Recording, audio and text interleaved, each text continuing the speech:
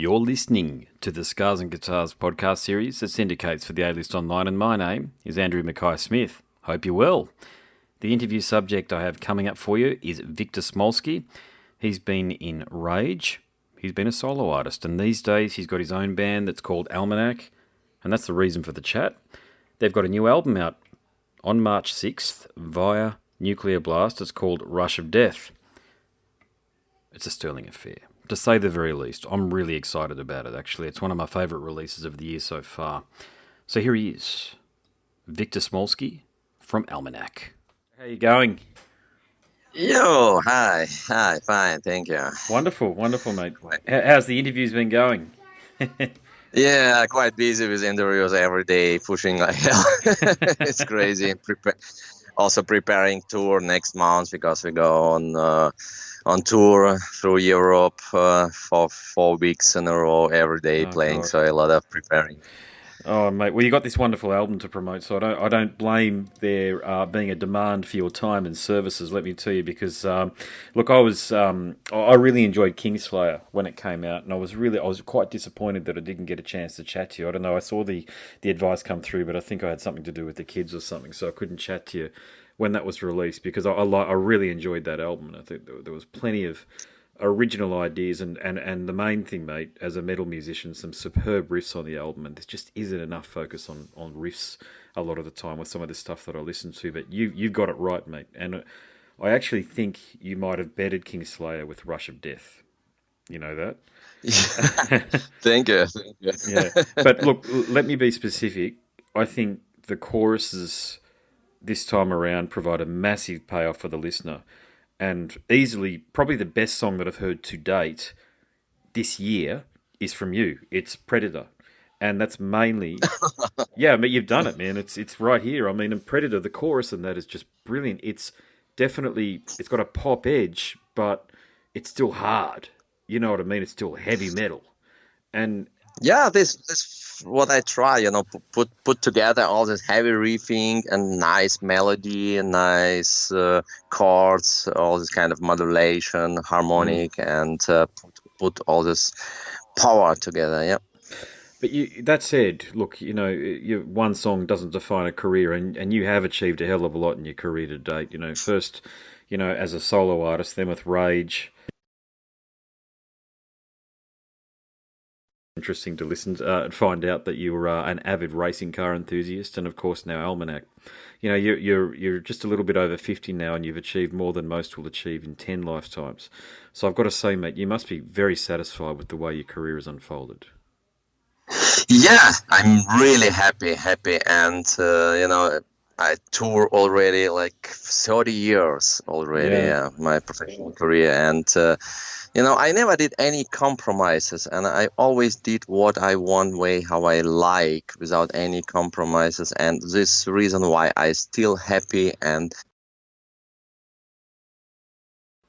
much fun to do music. It's this reason why I make big change in my life for 5 years when I stopped after 15 years my career with Sure. Rage, because it was become kind of product business and just touring and play all songs and just make money. And this is not the reason why I'm doing music. It's not about to make product and try to sell.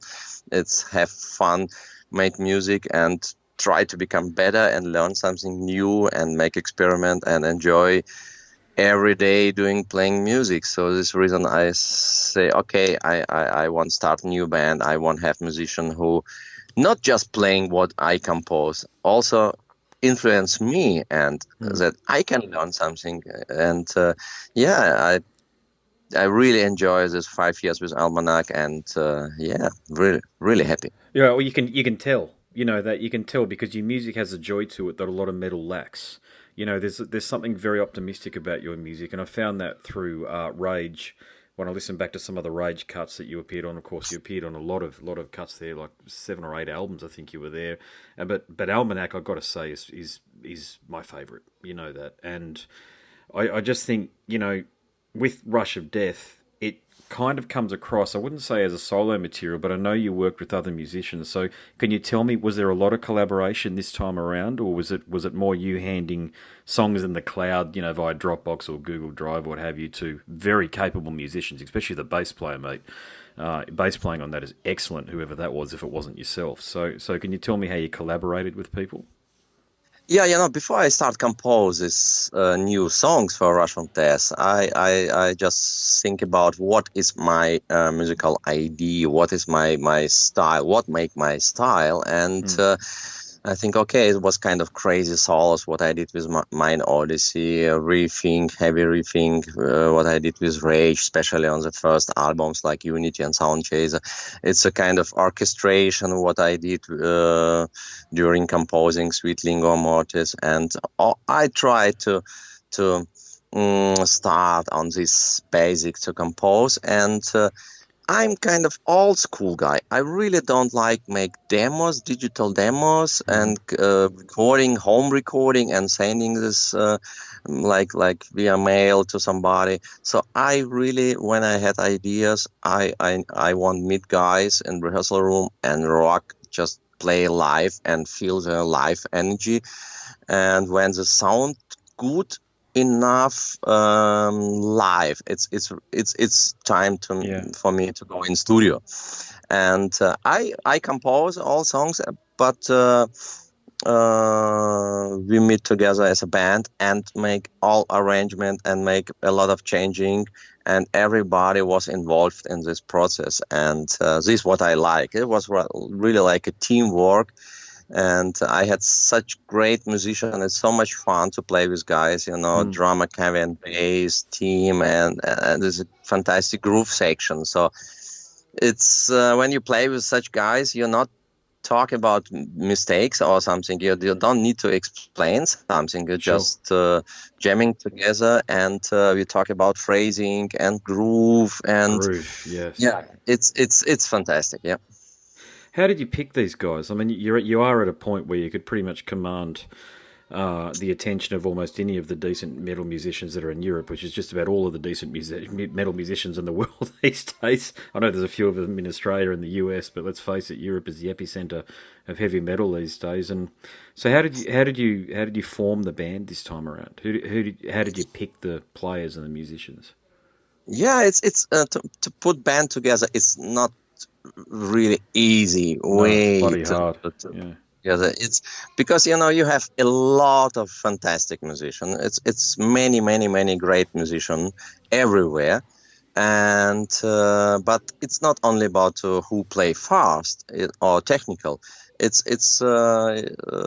combination between groove, feel, timing, technique, song writing, and like the same style of music. Also, just yeah. Sometimes you need to have enough time and spend enough time, because there's a reason why I changed some musician in 5 years of Mm. Almanac history, because some guys don't have enough time. Like Andy Frank, the old singer, had normal regular job. He was not Yeah. allowed to rehearse, and David moved to another country, not enough time to rehearse. So for me, it was very important, guys, we need to meet every week when it's need to be. And yeah, a lot of musicians, it's a good studio musician, but they get trouble play live every day, full power with full energy. And yeah, also like a lot of great bass player I meet, because I play a lot of solo shows, instrumental Sure. shows, Yeah. like guitar battle and workshops. And many bass player play really fast, but don't have really balls. Yes. And you have on other side, you have some bass player who really play groovy and tight, but don't have enough technique to play tight guitar riff together. Mm. So this balance, it's really difficult, and I'm so happy have team on bass, and the same with drummer Kevin. It's a kind of Mm. yeah, I old was school metal with all new features, so it's cool. Yeah, I'm so glad you talk about things like groove and balls because I hear that with your music. It's weighty, you know that, and God, I get a lot of this power metal stuff sent through to me, and I listen to it, and I can't listen to a lot of it to be frank, because it sounds so trebly and so midi, and there's not that that 5 string bass balls, and I'm a bass player, right? So I really listen for that, and if I can't hear that, I generally tune out. You know that, and it's well, it's one of those things. I mean, I love disco and funk bass playing, but I also love heavy metal.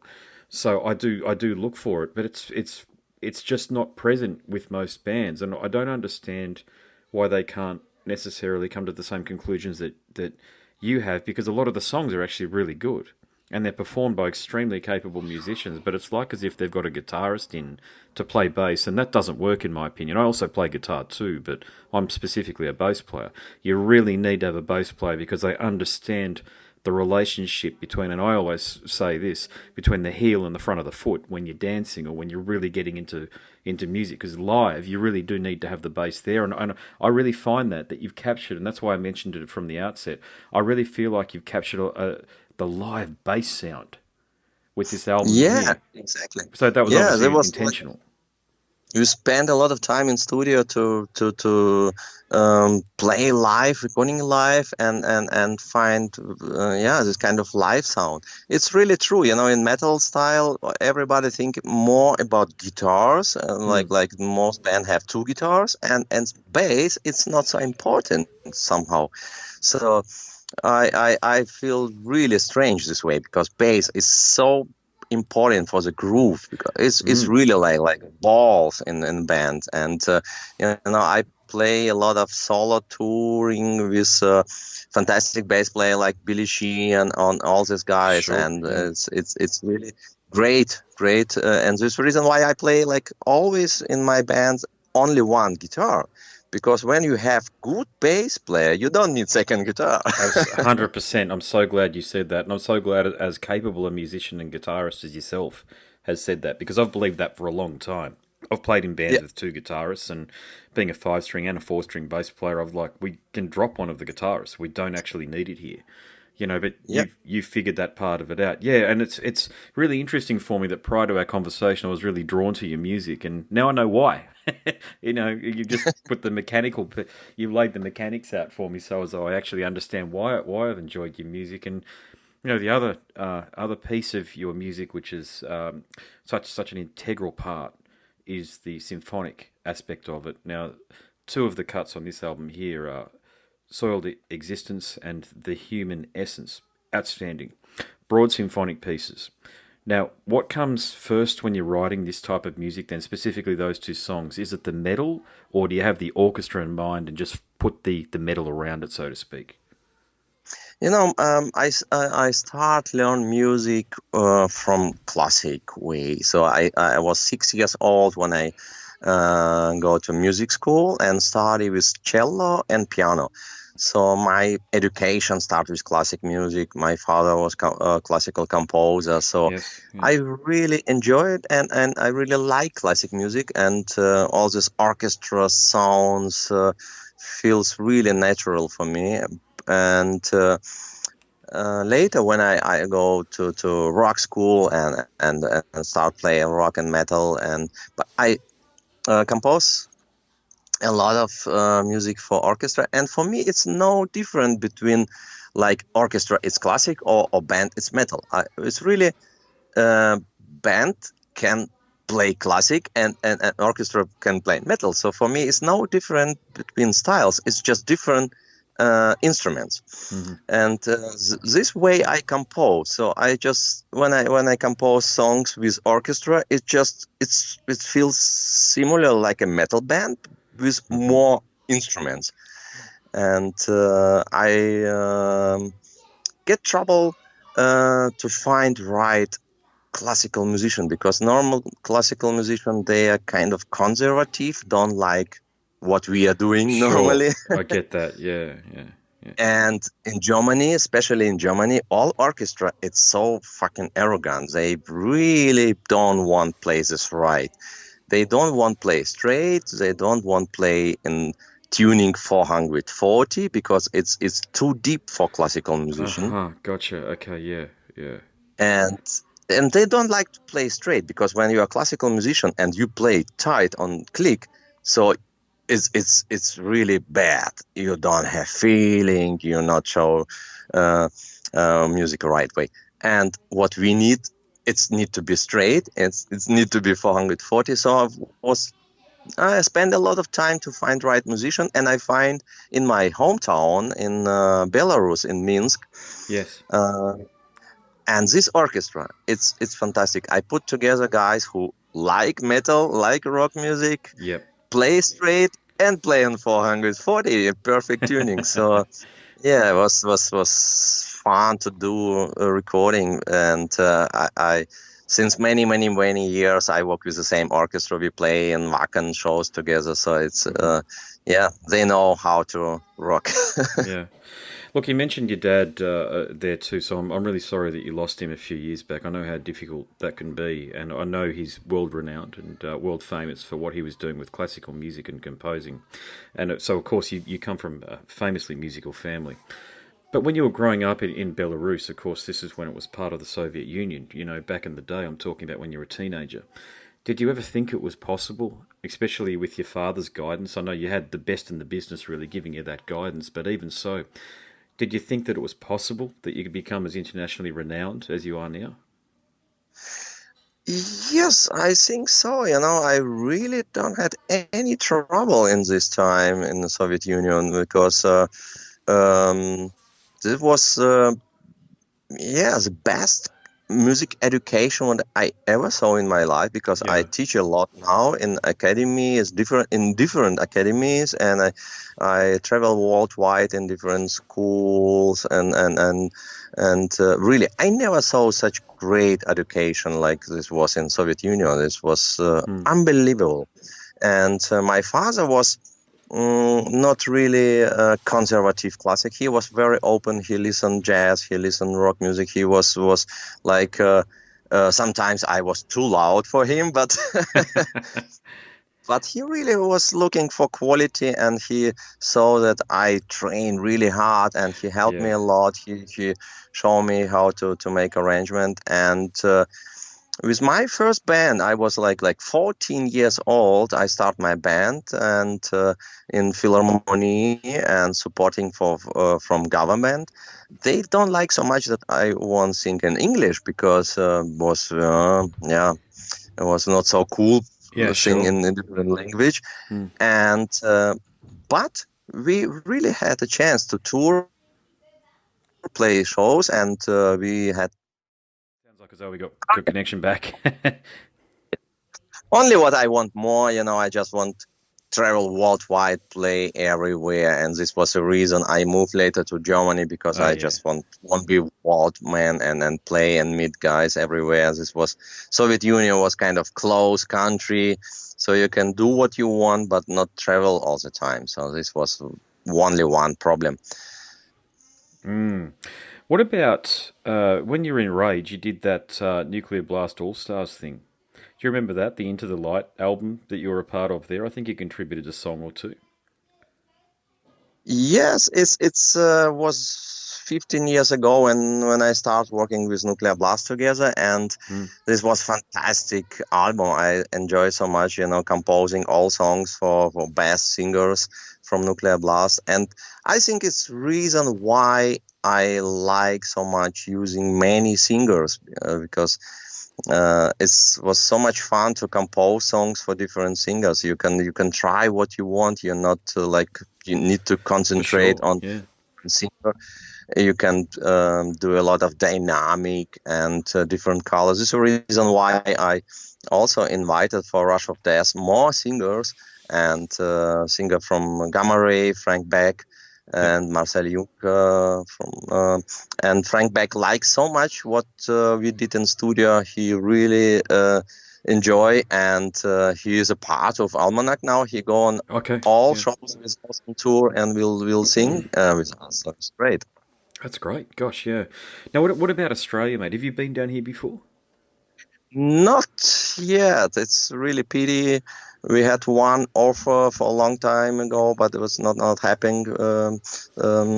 Something go wrong with booking agency. So I hope very much we have chance in the future to Well, come to you play, because live performance is the best. yeah, it is, mate. No, look, we'd love to see you. You go really well down here, by the way. This type of metal is the stuff that's a bit too. I call it yodeling power metal. I won't mention any band names. I will say stuff like Gamma Ray doesn't do that well in Australia, but yours is harder and heavier, and it's got more of a rock edge, like an AC/DC thing, and that's what we like here.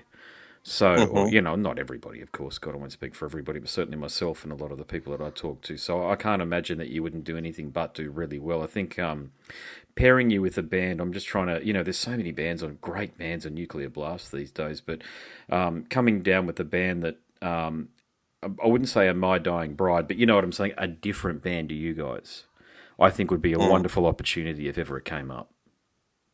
Yeah, I hope, because we get really good feedback and response from fans from Australia, and a lot of mails, and yeah, Great. thank you so much for support. Yeah. Yeah.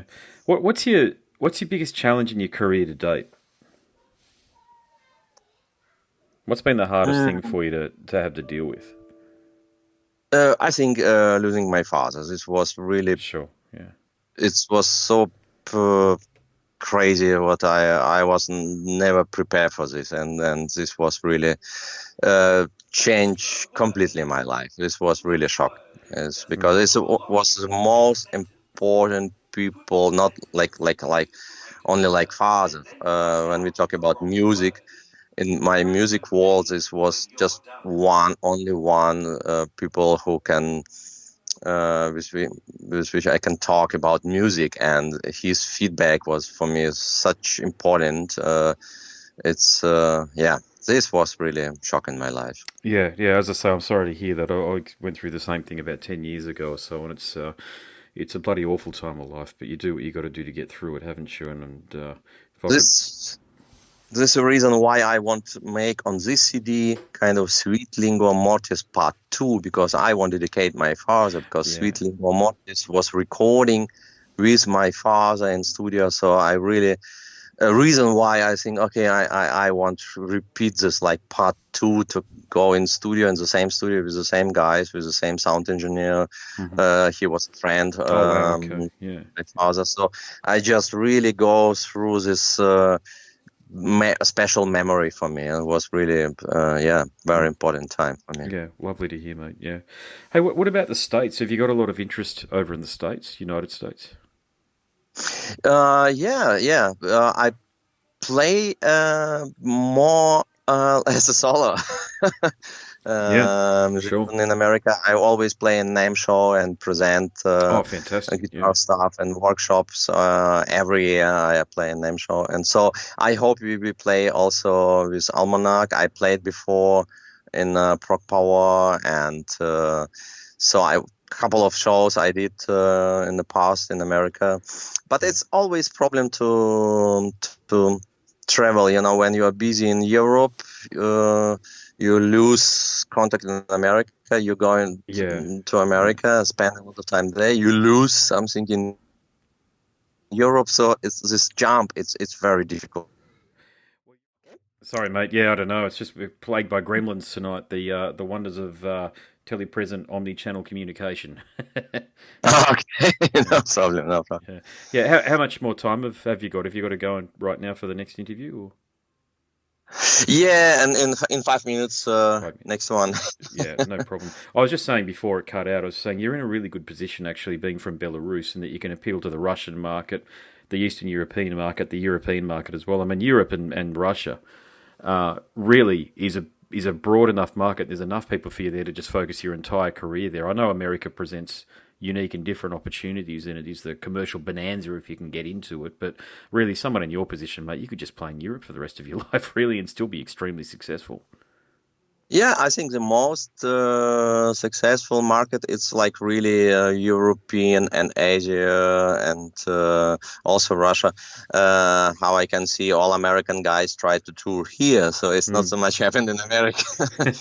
And I'm happy that we really have good contact to Asian market and Russia and then European. So it's, but Yeah, for sure. I like to travel. It's fantastic fans in South America, and Yeah. yeah, it's a lot of places where I want to play in the future. And yeah, I hope very much so we can come in any time play in Australia. It'd be lovely to have you, mate. So I look forward to that day, let me tell you. But until then, I have this outstanding album, Rush of Death, to listen to. So, look, as I said, man, seriously, congratulations on an epic career. You're an outstanding guitarist and a composer. And just good luck with everything. And may you continue to reign on the guitar supreme. Thank you so much. When you have any story ready, just send a link so we can post here everywhere and on website, Facebook, and so on and so on. So Sure. Yeah. Well, actually, I host a podcast, so if you're cool with it, man, I'll put it all together properly, but I'll put it together on a podcast, mate, and I'll send it through to you. yeah, sure, That's great, great. wonderful. No worries. All right. Thanks very much, Victor. Yeah, Appreciate it, mate. thank you. Thanks, Bye. brother. Bye. You've been listening to the Scars and Guitars podcast series that syndicates for the A-List Online, and my name's Andrew Mackay-Smith. That interview subject was that wonderful guitarist from Belarus, Victor Smolski. Thank you very much for listening.